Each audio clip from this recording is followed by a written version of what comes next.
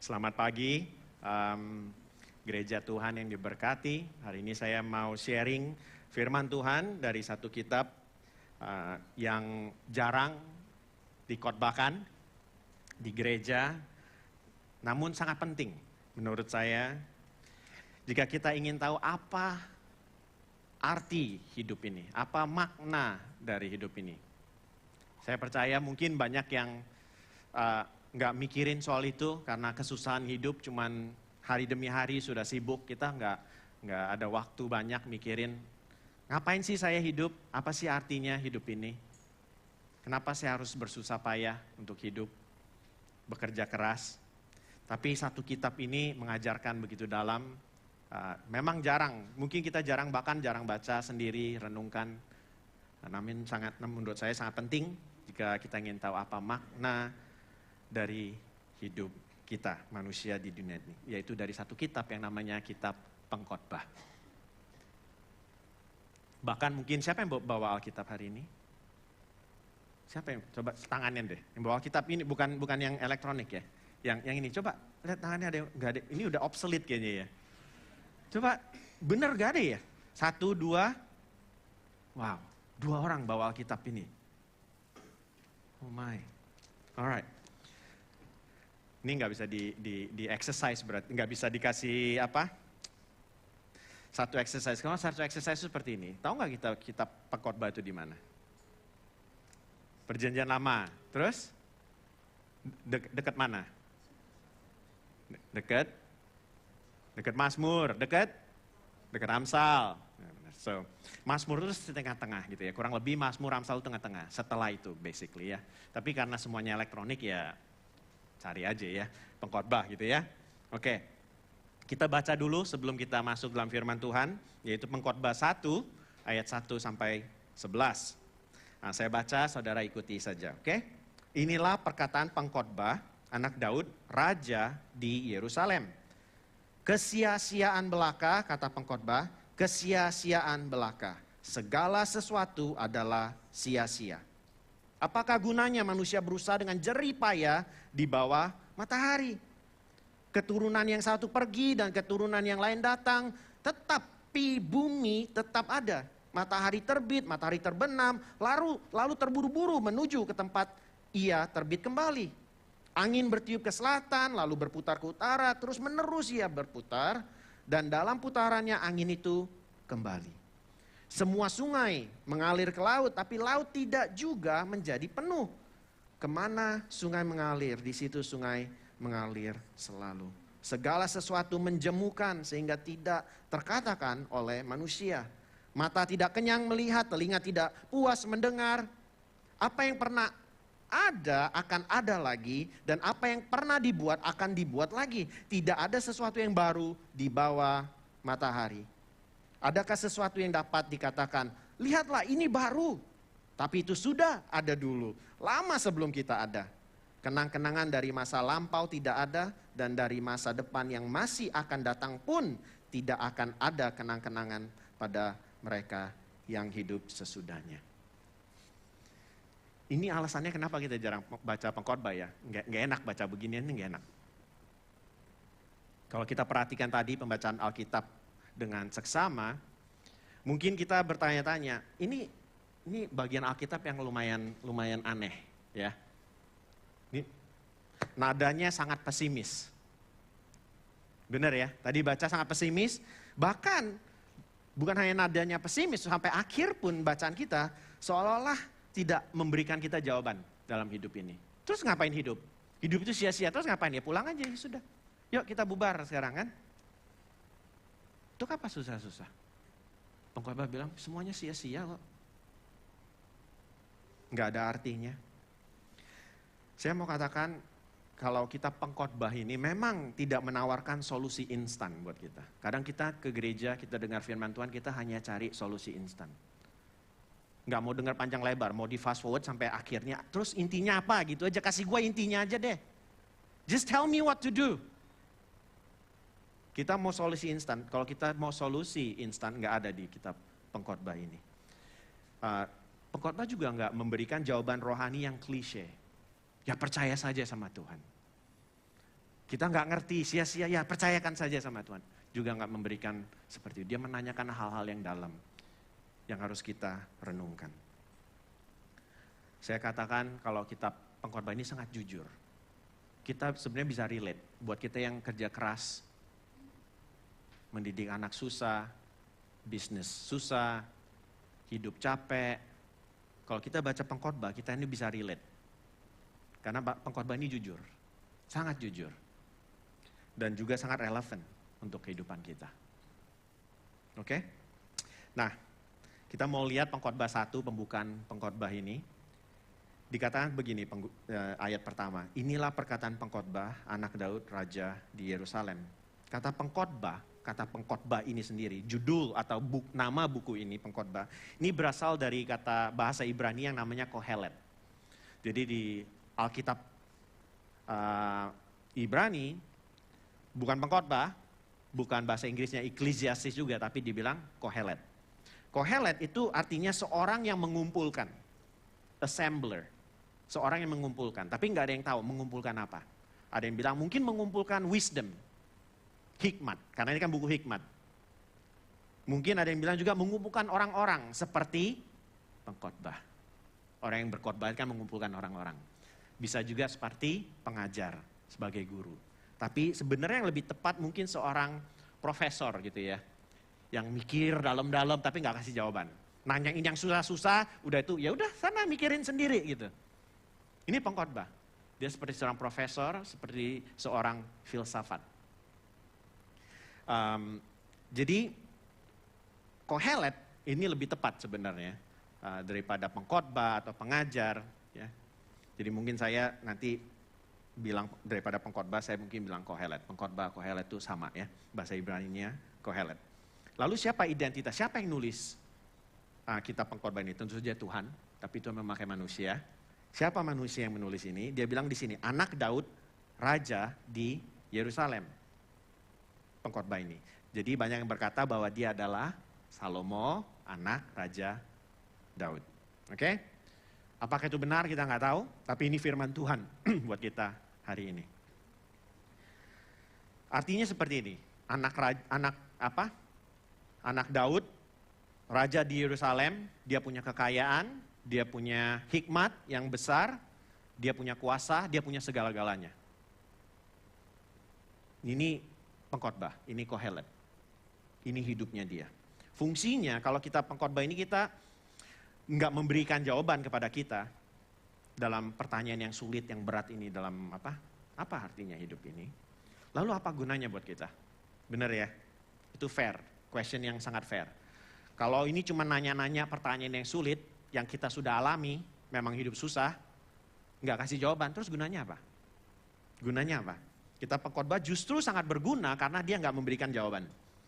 Memberikan jawaban yang instan. Karena jawaban yang instan, kalau saudara ke gereja, hanya cari jawaban yang instan, 3 poin yang bisa dicatat, oke saya pulang saya harus lakukan ini, lakukan ini, itu nggak merubah hidup.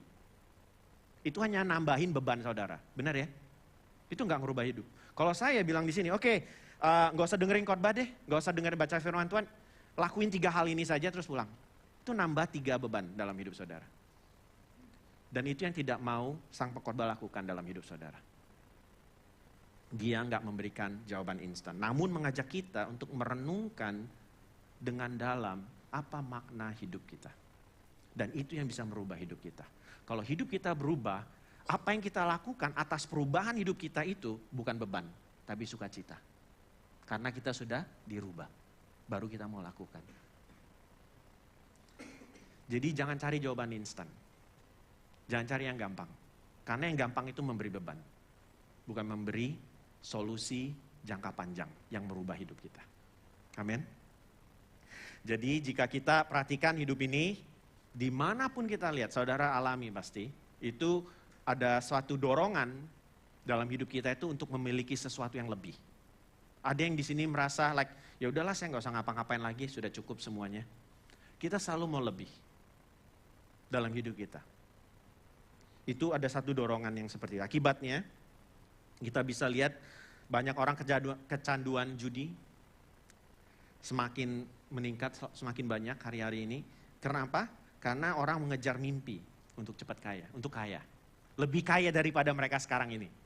Jadi mau yang miskin, mau yang menengah, mau yang banyak uang, mereka lakukan itu supaya lebih. Masalahnya bukan kurang, masalahnya mereka mau lebih. Oke? Para profesional rela mengorbankan kesehatan mereka, waktu mereka dengan keluarga demi apa? Mencari penghasilan yang lebih. Banyak orang juga yang sudah keluarga yang bilang, oh saya nggak profesi, saya nggak kerja, saya juga nggak judi. Mungkin saudara nggak seperti itu, tapi mungkin saudara terjebak dengan siklus kehidupan yang lain untuk memiliki lebih. Gaya hidup yang lebih, rumah yang lebih besar, mobil yang lebih baru, gaya hidup yang lebih mewah. Gaya hidup yang lebih nyaman. Masa depan yang lebih enak. Itu juga adalah masalah yang sama. Kita ingin lebih dalam hidup ini. Sindrom yang seperti ini saya bilang adalah sindrom semakin besar dan semakin baik buat kita. Kita merasa semakin besar, semakin baik, itu yang kita cari. Dan ini udah merajalela, semuanya pengen ini. Mau Kristen, mau enggak, mau percaya Tuhan, mau enggak. Kalau enggak untuk kita, tapi untuk anak kita. Oh saya mah enggak begitu, tapi untuk anak kita. Supaya mereka lebih lagi. Dilesin sana sini. Anaknya sibuk, mereka sibuk, anaknya juga sibuk. Semuanya sibuk, anjingnya juga ikut sibuk. Karena semuanya sibuk. Hampir setiap manusia tidak ada yang kebal dengan tarikan dan tawaran ini yang di dunia tawarkan. Tawaran materialisme seperti ini. Lebih baik, lebih besar, lebih dikenal, lebih hebat. Expansion. Kita sering makanya merasa kurang dalam hidup ini, kurang bersyukur, dan berharap lebih banyak lagi supaya akhirnya kita dapat mengisi kekosongan. Kayaknya ada sesuatu yang kosong dalam hidup. Kalau saya lebih ya cukup merasa lebih enak gitu. Saya ada satu teman berdoa lama sungguh-sungguh minta sama Tuhan, ini young family, pengen punya rumah. Akhirnya baru-baru ini dapat rumah, diberi miracle bener. Secara ekonomi nggak bisa, dapat rumah nggak bisa. Beli rumah, di Melbourne pun nggak bisa, lebih murah di Melbourne dari Sydney ya. Di Melbourne pun susah dengan ekonomi mereka, dengan single income. Mereka punya satu anak kecil, itu susah, nggak mungkin. Tapi Tuhan berikan mereka rumah. Miracle. Terus ada settlement date ya, pernah beli rumah ada settlement date, nggak bisa langsung move in ya, beli langsung masuk nggak bisa ya. Ada settlement date, mereka punya settlement date itu akhir bulan ini kalau nggak salah. Masih ada beberapa yang akhir bulan Mei ini. Belum masuk rumah itu pun, saya udah dengar komplainnya mereka. Wah lokasinya begini, rumahnya begini. Saya bilang begini, kamu nggak ingat sebelumnya itu nggak ada harapan untuk dapat rumah. Sekarang udah punya rumah, what are you doing? Masuk aja belum loh. But that's the nature of human beings. Kita mau lebih dan lebih dan lebih. Ribuan tahun yang lalu sang pengkhotbah Kohelet juga bergumul dengan persoalan yang sama. Dia memiliki segalanya, tapi bagi dia sia-sia, nggak cukup. So dia tanyakan hal seperti ini. Dia bergumul dengan pertanyaan ini. Adakah sesuatu di bawah matahari ini yang benar-benar bisa memuaskan hidup kita? Ada nggak sih? Apakah istri yang lebih baik, suami yang lebih hebat? Apakah anak yang luar biasa? Apakah rumah yang lebih mewah? Apa mobil yang lebih mewah? Apakah kekayaan yang lebih lagi? Apakah itu yang memuaskan? Dia tanyakan hal ini. Dan dia mengajak kita untuk bertanya hal yang sama. Apakah hidup saudara bermakna? Apa yang saudara kejar dalam hidup saudara ini? Jadi kita mau lihat 3 hal. 3 hal ini adalah realitas hidup di bawah matahari, kesia-siaan hidup di bawah matahari ini kata-kata yang dipakai pengkhotbah ya. Dan makna hidup sebenarnya di bawah sang anak, yaitu Yesus Kristus. Oke? So, realitas hidup di bawah matahari. Mari kita baca ayat kedua, berikutnya ayat kedua dan ketiga. Kesia-siaan belaka, kata pengkhotbah. Kesia-siaan belaka, segala sesuatu adalah sia-sia. Apa gunanya? Manusia berusaha dengan jerih payah di bawah matahari. Apa gunanya? Ngapain saudara susah-susah? Nanti toh mati dilupakan. frase di bawah matahari, atau dalam bahasa Inggrisnya itu under the sun. Ini muncul di dalam kitab Pengkhotbah ini 29 kali. Ini intinya, ini perspektif Kohelet, di bawah matahari, under the sun. Ini adalah cara Kohelet, Pengkhotbah, menjelaskan makna hidup. Yaitu dari perspektif manusia, dari perspektif di bawah matahari. Ini perspektifnya dia. Hidup ini sia-sia dari perspektif under the sun, di bawah matahari. Hidup tanpa Allah yang kekal. Ini perspektif hidup dia. Oke? Kita ngerti ya. Jadi kalau kita baca Pengkhotbah, kita harus sadar. Ini dia lihat, dia analisa sesuai dengan pengamatan dia secara manusia. Tanpa Allah. Di bawah matahari. Under the sun. Dalam perspektif ini, konteksnya itu ya, jelas ya. Jadi jangan bilang, oh firman Tuhan bilang hidup sia-sia. Bukan firman Tuhan, Kohelet yang bilang. Dan dia lihat dari perspektif under the sun. Dalam perspektif ini, melalui perspektif ini, Kohelet berkata, segala sesuatu adalah kesia-siaan. Atau dalam bahasa Ibraninya, salah satu kata yang dipakai sering juga dalam buku Pengkhotbah ini adalah kesia-siaan, sia-sia. Itu bahasa Ibraninya adalah hevel.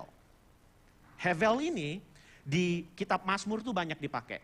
Tapi diterjemahkan bukan kesia-siaan, tapi sebagai nafas atau uap.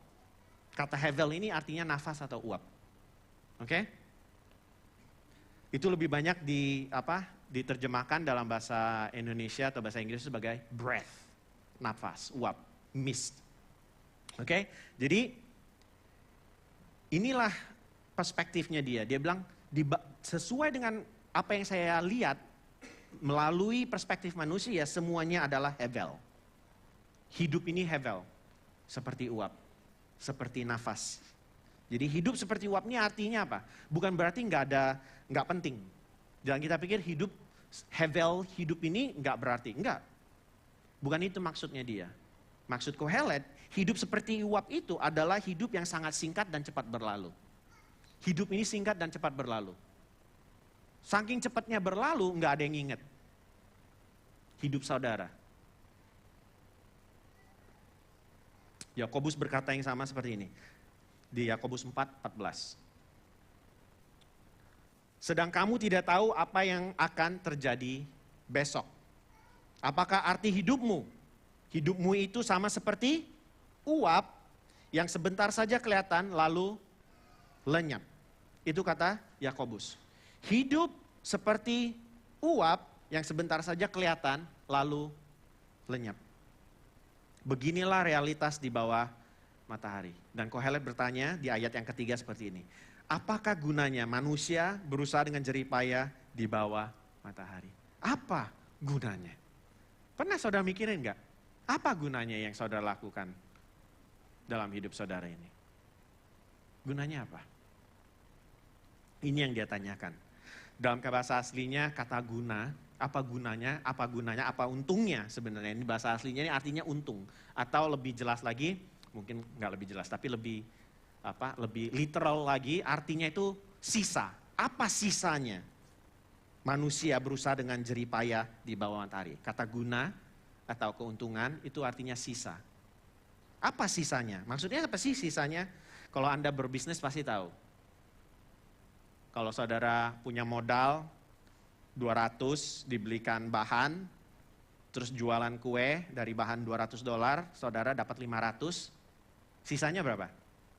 300. Itulah yang dia bilang, sisanya itu, keuntungannya itu. Dia bilang apa? Maksudnya apa dia tanyakan begini? Apa sisa atau untung dari semua jeripaya manusia? Jawabannya apa? Nggak ada dia bilang. Sisanya 0. Dari yang manusia lakukan di bawah matahari, under the sun, semuanya yang saudara bisa lakukan. Sisanya apa? Untungnya apa? 0. Nggak ada dia bilang. Manusia dia bilang hidup seperti uap yang sebentar saja kelihatan lalu lenyap. Itu hidup manusia menurut Kohelet. 2 minggu yang lalu saya datang ke pesta ulang tahun seorang teman umur 80 tahun. Dia ulang tahun ke-80 di restoran. Suasana pestanya sangat hangat, kita ada 4 meja, hanya 4 meja, jadi nggak gitu besar dan juga nggak kecil. Sangat hangat, penuh canda, nostalgia, dia undang teman-temannya yang dari kecil, teman SD-nya pun datang, ya, teman SD kelas 2, dia datang. Terus rekan-rekan kerja yang lama, dia udah retired kan, tapi teman-teman kerjanya yang lama itu datang juga, mereka mulai bernostalgia. Masa-masa indah dulu, waktu business trip, ya, bagaimana mereka ke bar satu, ke bar lain, bersenang-senang, ya. Mereka banyak bercanda malam itu. Namun di tengah kehangatan dan waktu yang indah itu ya, waktu dinner pesta ulang tahun 80 itu, saya disadarkan bahwa semua yang indah yang mereka sharingkan, nostalgia itu pada suatu hari juga akan pudar. Semua yang indah itu akan pudar dan akhirnya terlupakan. Mereka satu-satunya akan mati dan gak ada yang ingat. Hidup itu seperti uap. Penuh dengan keindahan hanya untuk sesaat. Lalu akan hilang dari pandangan dan akan terlupakan selamanya. Mungkin Anda masih muda di tempat ini. Saya lihat beberapa yang masih muda, lebih muda dari saya maksudnya. Dan merasa masih punya banyak waktu. Plenty of time for me. Masih banyak waktu. Tahukah saudara bahwa rata-rata harapan hidup orang Indonesia sini ya. Harapan hidup orang Indonesia itu berapa? 70 tahun. Saya kan di Australia, di Australia 80 tahun, beda 10 tahun doang. Oke? Tetap nggak beti lah, beda tipis. Itu kalau saudara untung bisa hidup sampai 70-80 tahun itu luar biasa. Oke? Seperti teman saya ini, kalau kita masih dikasih waktu sama Tuhan hidup lewat daripada rata-rata harapan hidup manusia, 70 tahun, 80 tahun, itu namanya bonus. Ya, ada sini yang sudah 80 tahun ke atas, saudara hidup dalam masa bonus. Ya. Tapi buat yang belum, masih yang di bawah 80, saya kasih perspektif sedikit. Terutama yang mikir, we got plenty of time. Some of you know me when I was young. Saya di sini di gereja ini sejak tahun 99. Some of you know, that was like 20 something years ago. I was young. I'm not young anymore. Anak saya yang paling besar bakal masuk uni next year. So I'm not that young anymore. Once upon a time, you know me. I'm your young friend in this church. I see Widi back there. We're friends. We're satu KM, satu cell group. We were young. We're single. We play badminton. Right now we play badminton, kita get injured. I'm telling you. Main badminton 2 jam, istirahatnya 2 bulan. Lebih bahaya saya olahraga daripada nggak olahraga. Nah, untuk mempermudah kita yang mikir, our life is still long. Bayangkan hidup saudara itu seperti hidup dari hari Senin sampai hari Minggu. Jadi setiap hari itu a decade, 10 tahun lah kurang lebih. Jadi kalau umur saudara belasan, saudara sedang hidup pada hari Senin. Ada yang belasan di sini? Yang di bawah 20, belasan. Hidup saudara hidup di hari Senin.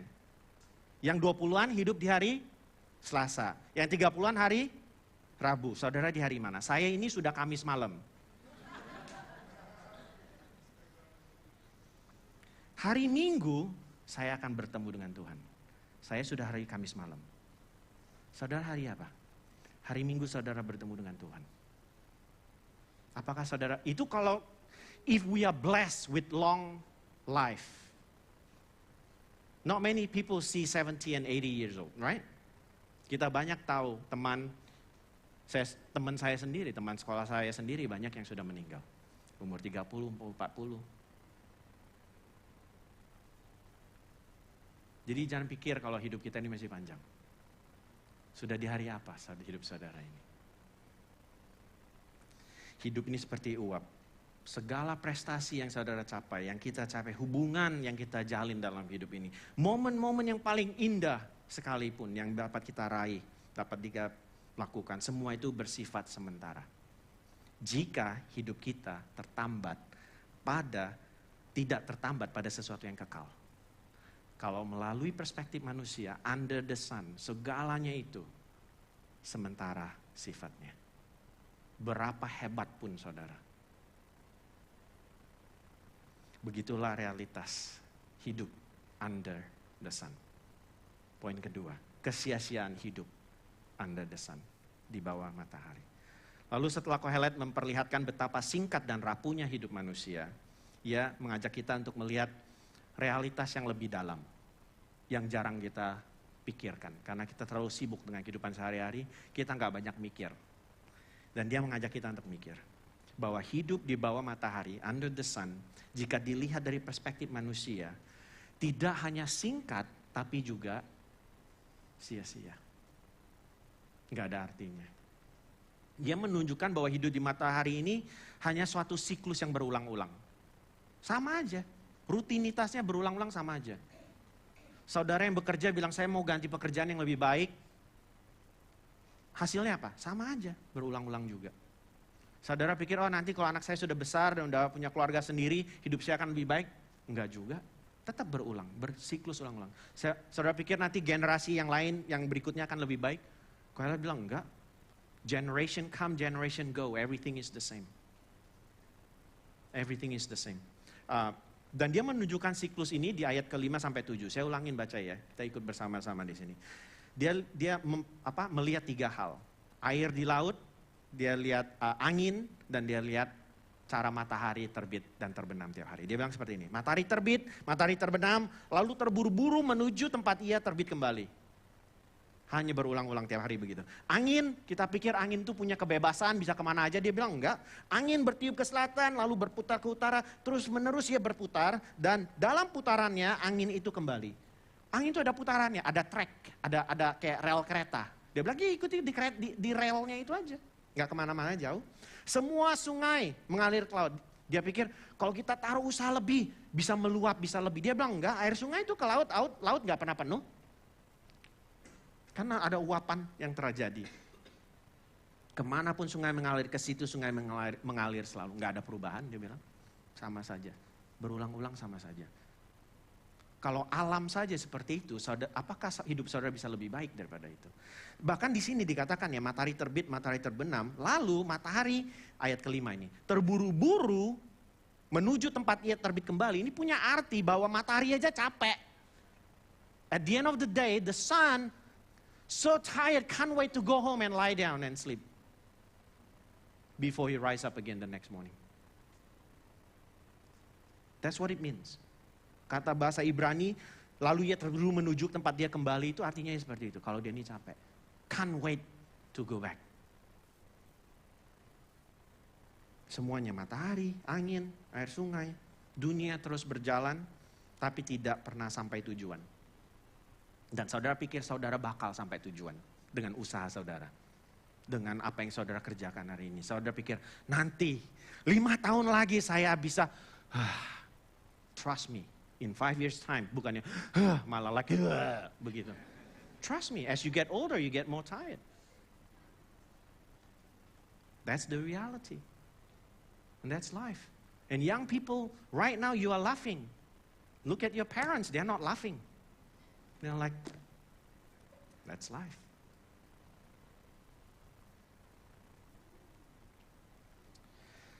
Ada seorang penulis buku best-selling, bukunya judulnya itu 4,000 Weeks. I just recently read this. Kenapa 4,000 Weeks? 4,000 minggu. 4,000 minggu ini apa? 80 tahun hidup manusia. Namanya Oliver Burkeman. Dia bilang begini, dia menyampaikan bahwa dunia modern sekarang ini menjanjikan kemungkinan yang tidak terbatas. Sky is the limit. Seolah-olah dengan manajemen waktu yang benar, dengan investasi yang benar, dengan yang lakukan dengan baik, kita dapat memperoleh semua keinginan hidup kita. Dia bilang seolah-olah itu yang dijanjikan dunia. Kalau kita have the right plan, start young, wise, kita dapat mencapai, menggapai, memperoleh semua keinginan hidup. Namun kenyataannya dibilang kita tidak akan pernah bisa. Dalam hidup, kita akan terus berusaha, tapi tidak akan pernah puas. Dalam hidup ini tidak ada kesuksesan dan pencapaian sebesar apapun yang bisa memberikan kepuasan hidup yang sesungguhnya, yang sejati. Enggak ada.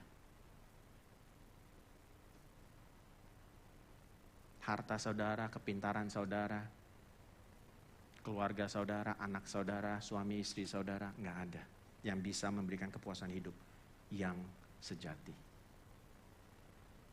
Pernah Anda dengar suatu cerita yang terjadi di rumah duka? Ceritanya seperti ini. Ada seorang yang sangat terkenal, kaya raya, terkenal di kota tersebut, dia meninggal. Dia meninggal dunia. Dan di rumah duka, di antara para pelayat yang datang itu, ada yang bertanya begini sama yang duduk di sebelahnya. Lu tahu nggak, dia pas mati, apa yang dia bawa? Jawabnya apa? Nggak ada tuh, nggak ada yang dibawa pas dia mati. Orang kaya raya. Terus dia tanya lagi, terus dia ninggalin apa? Semuanya tuh ditinggalin. Ini orang kaya raya. Terus nggak jauh dari situ, ada seorang janda miskin yang juga meninggal. Dan ada seorang pelayat juga nanya hal yang sama. Dia bilang, lu tahu nggak? Apa yang dia bawa sama dia? Jawabnya apa? Nggak ada tuh. Terus yang ditinggalin dia apa? Semuanya. Yesus pun mengajar hal yang sama melalui suatu perumpamaan, yaitu di Lukas 12. Bukan Lukas 11, I think yang di sini Lukas 11 ditulisan, tapi Lukas 12 ayat 16 sampai 20. Lukas 12, 16 sampai 20. Kemudian Yesus mengatakan kepada mereka suatu perumpamaan. Kata Yesus, ada seorang kaya, tanahnya berlimpah-limpah hasilnya. Ia bertanya dalam hatinya, apakah yang harus kuperbuat? Sebab aku tidak mempunyai tempat di mana aku dapat menyimpan hasil tanahku. Lalu katanya, inilah yang akan kuperbuat. Aku akan merombak lubung-lubungku dan aku akan mendirikan yang lebih besar. Dan aku akan menyimpan di dalamnya segala gandum dan barang-barangku. Sesudah itu aku akan berkata kepada jiwaku, jiwaku, ada padamu banyak barang tertimbun untuk bertahun-tahun lamanya. Beristirahatlah, makanlah, minumlah dan bersenang-senanglah. Sebab firman Allah kepadanya, tapi firman Allah datang kepadanya, hai engkau orang bodoh, pada malam ini juga jiwamu akan diambil daripadamu. Dan apa yang telah kau sediakan, untuk siapakah itu nanti? Ini perkataan Tuhan Yesus. Tuhan Yesus memberi kita sesuatu peringatan bahwa hidup yang tidak kaya di hadapan Tuhan adalah hidup yang sia-sia. Orang ini tidak kaya di hadapan Tuhan. Dan Tuhan Yesus bilang itu sia-sia, betapapun suksesnya menurut standar dunia. Kesuksesan saudara hari ini yang saudara kejar, itu standarnya siapa? Apa yang saudara kejar? Saudara jawab sendiri. Apa yang saudara kejar hari ini? Itu standarnya siapa? Tuhan Yesus bilang kalau itu standarnya dunia, itu semuanya sia-sia. Lalu apa yang gak sia-sia? Ya, apa harta yang sesungguhnya yang gak sia-sia? Seorang Puritan bernama Richard Baxter pernah berkata seperti ini. If God be not enough for you, you will never have enough. Kalau Tuhan atau Allah tidak cukup bagi hidup saudara sekarang ini, bukan besok, bukan tahun depan, bukan 5 tahun lagi. Kalau saudara merasa kalau Tuhan Allah nggak cukup buat saya nggak puas dengan Tuhan hari ini, dia tidak akan pernah puas buat saudara. Apapun juga dunia ini tidak akan puas. Tidak akan bisa memuaskan saudara. If God not enough for you, be not enough for you today, you will never have enough. Is God enough for you? Kalau Kristus bukan harta terbesar dalam hidup saudara, maka apapun yang saudara capai atau akan capai dalam hidup saudara tidak akan pernah memberikan kepuasan yang bermakna. Semuanya sia-sia. Kalau segala milik Anda yang hanyalah yang peroleh dari perspektif under the sun, di bawah matahari, maka semuanya itu, pekerjaan saudara, kekayaan saudara, hubungan saudara, relasi saudara adalah hevel, uap, seperti nafas yang sebentar ada lalu hilang dan dilupakan. Yang setiap kita butuhkan bukanlah lebih besar, lebih banyak, lebih hebat.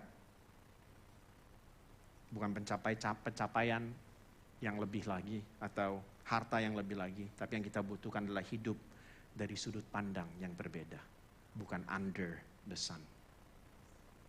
Kita perlu vantage point yang berbeda daripada Kohelet. Kalau mau hidup kita bermakna. Itu poin yang kita yang terakhir. Makna hidup ada hanya di bawah Sang Anak.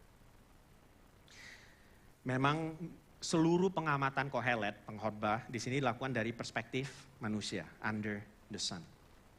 Tetapi jika kita ingin menemukan makna hidup sejati, kita harus mengalihkan pandangan kita dari under the sun menjadi under the sun.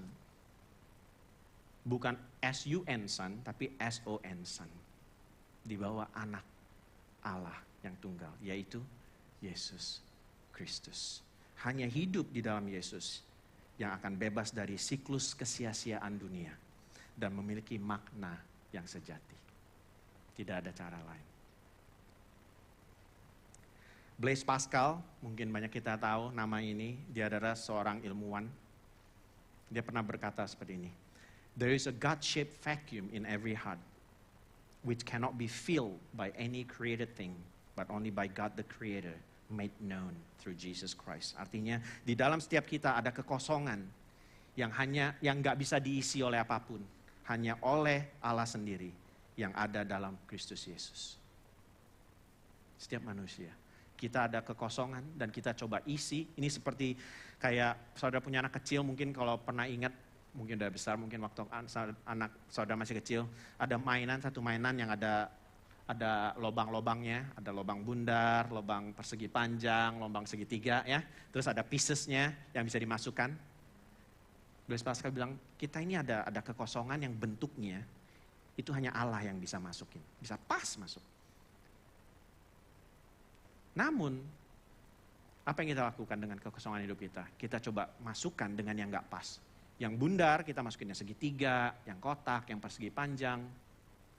Dengan apa? Dengan kekayaan, ketenaran, nama, kepintaran kita, pencapaian-pencapaian kita.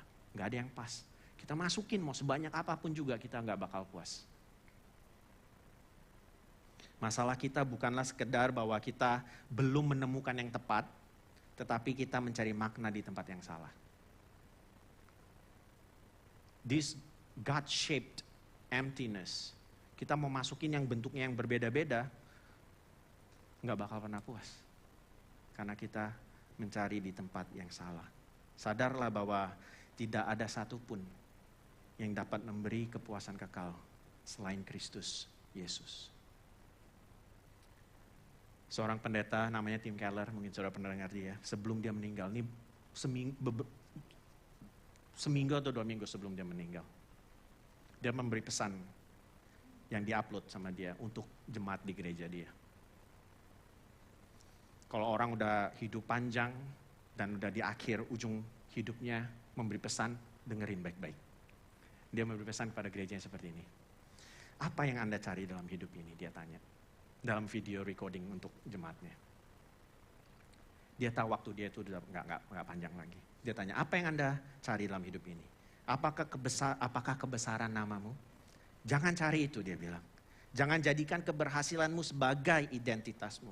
Dia bilang, lupakan dirimu, lupakan reputasimu. Namun lakukan apa yang kamu bisa dalam hidup ini untuk meninggikan nama Allah. Say, what are you seeking? Are you seeking fame for yourself? He said, forget yourself. Tim Keller bilang gini, if your success, apa yang saudara peroleh dengan kekuatan sendiri itu adalah apa yang membentuk, yang menjadikan who you are, jadi identitas saudara. Kalau saudara berhasil, itu akan membuat saudara menjadi sombong. Tapi kalau saudara gagal, hidup saudara akan hancur. Whether you win or lose, you lose at the end. Whether you succeed or fail, you lose at the end. He said, if you succeed, it will get to your head. But if you fail, it will get to your heart.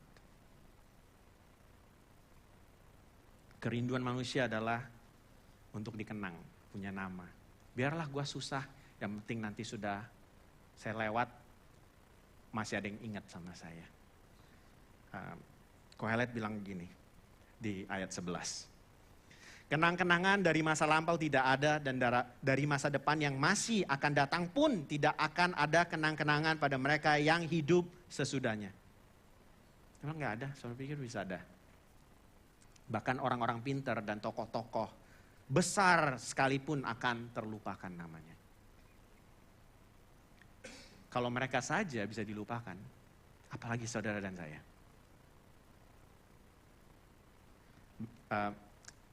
Banyak orang kaya makanya memberi sumbangan-sumbangan yang besar kepada hospital, university, supaya namanya ditulis di building ya. Supaya diingat, building itu dinamakan atas nama mereka gitu ya, supaya diingat. Tahan berapa lama sih? Suatu saat building itu akan jadi tua dan dihancurkan, dirobohkan, digantikan building yang lain. Orang-orang pintar banyak nulis buku supaya apa? Supaya dia kenal. 5 tahun kemudian ada buku yang lebih baru, nama buku dia udah gak ada yang pusingan, gak ada yang kenal, gak ada yang tahu lagi. Kohelet berpendapat bahwa semua jeripaya saudara dan saya, semua itu akan berlalu. Akan dilupakan. Dan akhirnya dilupakan. Sama semua orang. Intinya adalah gini, semua usaha yang dilakukan manusia under the sun, di bawah matahari, akan sia-sia. Lenyap seperti uap. Sadar atau tidak, setiap manusia merindukan sesuatu yang bermakna. Benar ya? Kita nggak mau hidup kita sia-sia. Ada yang mau hidupnya sia-sia? Nggak ada. Kita mau hidup kita punya makna. Apa yang kita lakukan berarti. Ya, benar ya? Saudara nggak mau toh ya? Apa yang jeripaya saudara yang sungguh-sungguh saudara hidupi itu sia-sia. Saudara mau itu punya arti, punya nilai, punya makna. Kita rindukan itu yang bersifat kekal. Tapi seringkali kita mencari hal tersebut di tempat yang salah. Yang seperti saya sudah tunjukkan tadi. Mengapa bisa demikian? Mengapa kita ingin dikenang, hidup bermakna, terus kita cari tempat yang salah. Kenapa itu terjadi? Bahkan orang Kristen sekalipun, kenapa itu terjadi? Kenapa kita lakukan itu? Karena kita adalah manusia berdosa. Sebab dosa telah membuat kita mencari makna under the sun. Dengan kekuatan kita sendiri. Kita cari arti dengan kekuatan kita sendiri. Dan lupa bahwa kita diciptakan untuk hidup di bawah Sang Anak, under the sun, the S-O-N sun, not S-U-N sun. Kita memang hidup di bawah matahari, tapi kita diciptakan untuk hidup bagi Sang Anak Allah yang tunggal, yang hidup, yang mati buat saudara dan saya. What are you doing with your life? Are you wasting your life?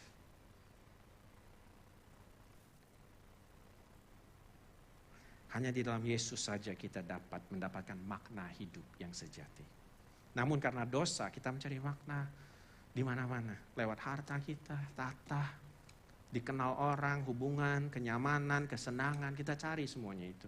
Sebenarnya kita tidak perlu memiliki lebih. Apa yang saudara punya itu sudah cukup enough. Enough in Christ. Nggak perlu lebih baru, lebih hebat, lebih besar dan sebagainya. Nggak perlu lebih. Yang kita butuhkan adalah Sang Penebus dalam hidup kita. Kalau Dia indah bagi hidup kita dan Dia cukup bagi kita. If everything is taken away from you and you have Jesus and you can say, that's enough, then you have enough in your life. If you cannot say that, then there's nothing in your life that's gonna be enough. Nothing.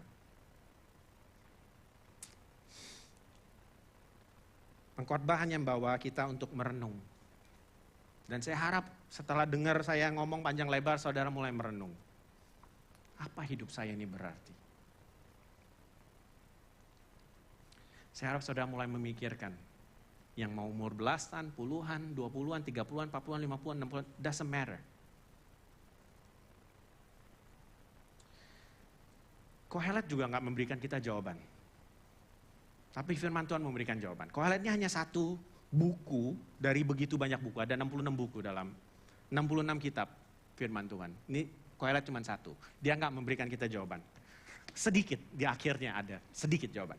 Tapi overall nggak ada jawaban. Tapi firman Tuhan memberikan kita jawaban.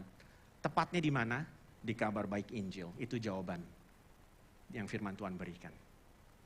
Kalau saudara sudah renungkan, ingin mencari, mendapatkan jawaban. Itu dapatnya dari mana?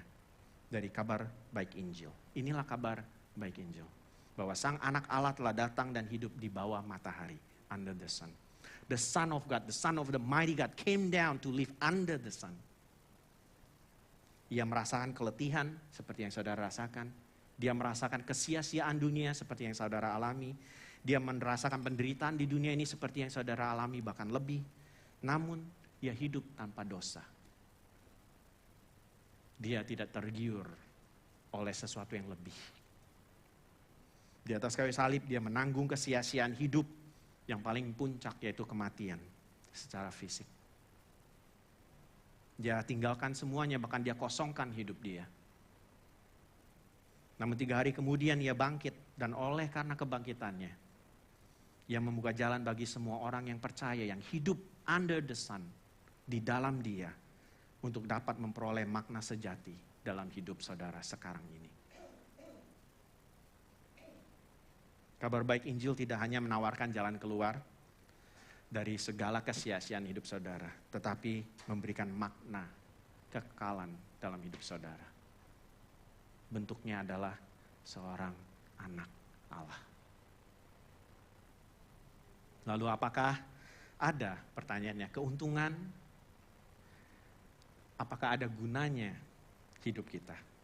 Jawabannya, pasti ada. Pasti ada. Rasul Paulus berkata seperti ini, 1 Korintus 15. 58. Karena itu, saudara-saudaraku yang kekasih, berdirilah teguh, janganlah goyah, dan giatlah selalu dalam pekerjaan Tuhan. Sebab kamu tahu bahwa dalam persekutuan dengan Tuhan, jerih payahmu tidak sia-sia. Karena Kristus, di dalam Kristus, under the Son of God, semuanya menjadi berarti. Kasih yang saudara berikan kepada seseorang dalam hidup saudara, pengorbanan yang saudara lakukan dalam hidup saudara, sekecil apapun pengorbanan yang saudara berikan, kasih sekecil apapun yang saudara lakukan dalam hidup saudara, penderitaan yang saudara alami, begitu besar atau dalamnya sekalipun atau kecil sekalipun, semuanya, bahkan jerih payah saudara sehari-hari, semuanya itu jika dilakukan dalam ketaatan Tuhan, under the Son of God, semuanya itu memiliki makna dan bobot kekekalan. Saudara yang datang hari ini, on the way you call your friend and say, I'm going to pick you up to church. Even that small act of love punya bobot kekekalan, punya makna sejati. Kalau saudara lakukan itu dengan sukacita, karena saudara mengasihi Tuhan Yesus. Pengorbanan saudara, seberapa kecil pun, sekecil apapun itu, jika saudara lakukan itu karena saudara mengasihi Tuhan Yesus, itu mempunyai makna yang sejati. Dan sebaliknya juga benar. Sebaliknya apa? Pekerjaan besar yang saudara lakukan, begitu hebat. Kalau saudara tidak lakukan karena saudara mengasihi Tuhan, saudara lakukan karena kehebatan saudara sendiri, itu adalah sia-sia.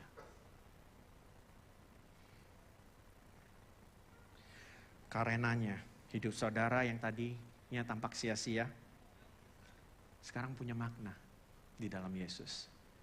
Oleh karenanya setiap hal yang kecil yang kita lakukan dengan kasih Kristus menjadi berharga di hadapan Allah. Jadi pertanyaannya bukan lagi, apa keuntungan dari semua jerih payah hidup ini? Kita nggak tanya itu lagi. Yang kita tanyakan adalah seperti ini. Bagaimana saya bisa habiskan sisa hidup saya ini bagi Kristus? Saya yang sudah hidupnya sampai Kamis malam, yang akan bertemu dengan Tuhan, God willing, in His grace on Sunday. How I'm gonna spend my life supaya punya makna sejati. That is not about me, but it's about Him who died for me.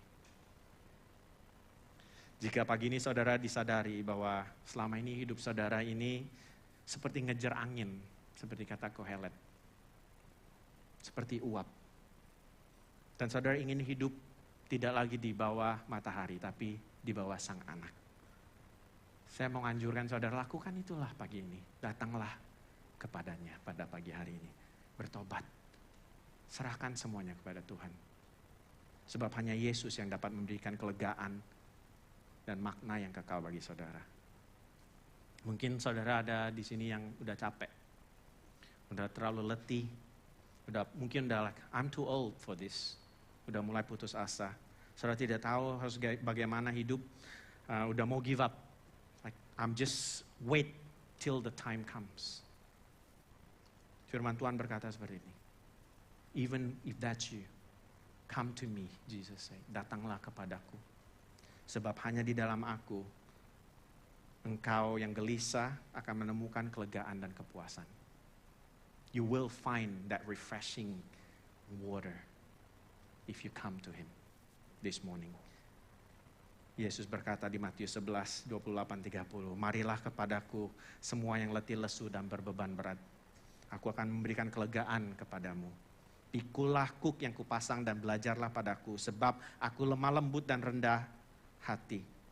Dan jiwamu akan mendapat ketenangan, sebab kuk yang kupasang itu enak dan bebanku pun ringan. Mari kita berdoa. Bapa di surga, kami mengakui bahwa seringkali kami mengejar hal-hal yang fana. Kami berusaha mengisi kekosongan hati kami dengan harta, tahta, kehebatan, kesenangan duniawi. Namun semua itu tidak dapat memuaskan kekosongan hidup kami, Tuhan. Kami ucap syukur dan berterima kasih karena Engkau sudah mengutus anak-Mu Yesus Kristus, the Son of God, untuk datang ke dalam dunia ini, dunia yang fana ini, dunia yang sebenarnya sia-sia ini, dan memberikan kami hidup yang penuh makna. Ajarkan kami Tuhan untuk hidup bukan lagi di bawah matahari yang sementara, tapi di bawah Sang Anak yang kekal. Biarlah setiap nafas kami, setiap pekerjaan kami, setiap tindakan kami, and for the mothers who are celebrating Mother's Day di sini Tuhan, yang setiap pagi harus bangun, menyiapkan makanan, anak-anak dan membereskan rumah. Kami berdoa Tuhan semuanya tidak sia-sia. Sebab kami lakukan di dalam Kristus Yesus dan demi kemuliaan namanya. Di dalam nama Yesus Kristus kami berdoa Tuhan.